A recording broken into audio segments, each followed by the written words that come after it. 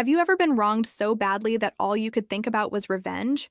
What's the best revenge story you have? I asked this online, and the responses were wild, but one story stood out. It's not about epic showdowns or dramatic confrontations. It's about a quiet, calculated, and ultimately deeply satisfying victory. This is the story of how a stolen recipe and a family's betrayal led to the sweetest revenge of all: success. Our story starts with a young woman we'll call Clara. Clara grew up in her grandmother's kitchen, a magical place filled with the scent of cinnamon, rising dough, and simmering sauces. Her grandmother was a local legend, famous for her incredible pastries, especially her signature sunrise cinnamon rolls. The recipe was a closely guarded family secret, passed down through generations. Clara spent years mastering it, dreaming of one day opening her own bakery and sharing her grandmother's legacy with the world. When her grandmother passed away, she left Clara the handwritten recipe book, her most prized possession. Clara was heartbroken but determined to honor her grandmother's memory. She poured all her savings and her heart into opening a small bakery, Sunrise Pastries. The first few months were tough. It was just her, waking up before dawn, baking, running the counter, and cleaning up late at night. But slowly, people started to notice. The cinnamon rolls were a massive hit. Word of mouth spread like wildfire. Soon, there were lines out the door every morning. This is where her older cousin, Mark, enters the picture. Mark had always been the charismatic, smooth-talking member of the family.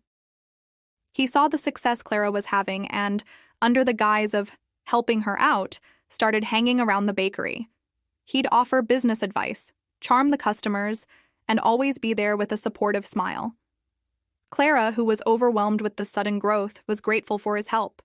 She trusted him completely. She even let him help with the baking on busy days, sharing the sacred recipe book with him, thinking family was family. That was her biggest mistake. One morning, Clara arrived at her bakery to find it empty. The cash register was cleared out, and the precious recipe book was gone. And so was Mark. His phone went straight to voicemail. Panic set in. It wasn't just about the money. It was the betrayal. The theft of her grandmother's legacy cut deeper than any financial loss.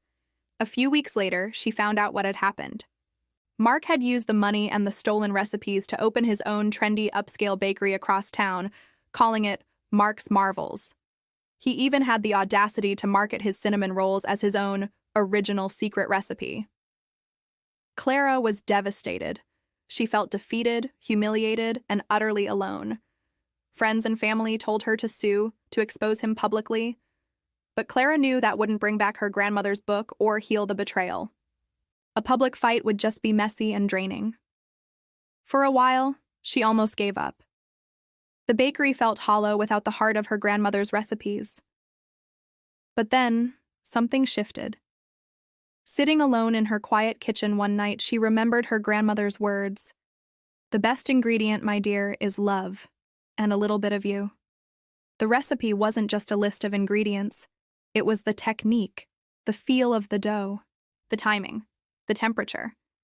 Things that weren't written down but were etched in Clara's memory and her hands. And more importantly, it was the love she poured into every single batch. Mark had the words, but he didn't have the soul. This realization sparked a fire in Clara. She wasn't going to fight him. She was going to beat him at his own game, but on her own terms. She decided to reinvent her menu. She kept the spirit of her grandmother's baking but added her own creative twists.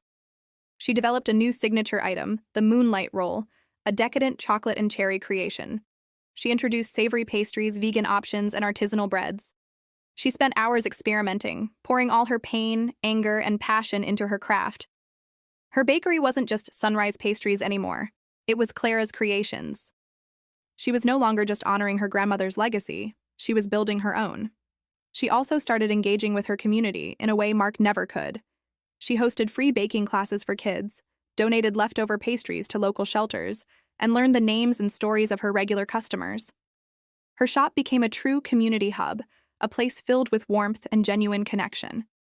People didn't just come for the pastries, they came for the experience, for the feeling of being welcomed. Meanwhile, over at Mark's Marvels, things started to sour. Mark had the flashy storefront and the stolen recipe, but he lacked the passion and the work ethic. His cinnamon rolls were inconsistent, sometimes dry, sometimes underbaked. He cut corners, using cheaper ingredients to maximize profit. The service was impersonal. Customers who were initially drawn in by the hype soon realized it was all style and no substance. The buzz died down and his sales plummeted.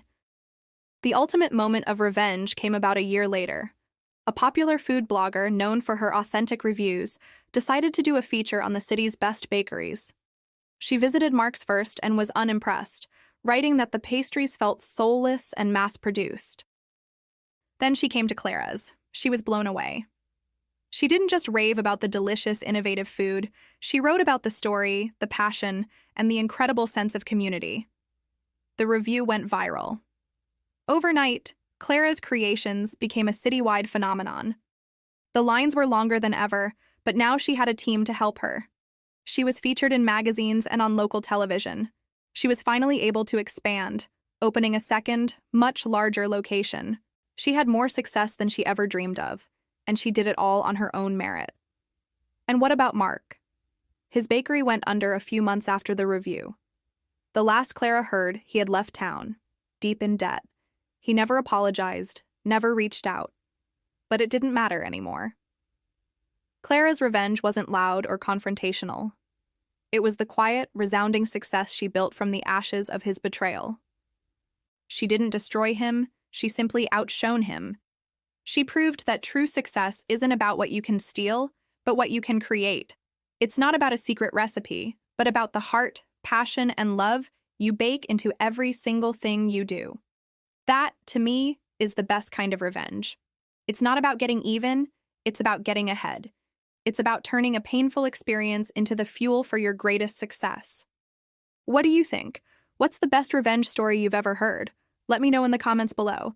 Thanks so much for watching and sharing this time with me. If you enjoyed this story, please hit that like button and subscribe for more. See you in the next one.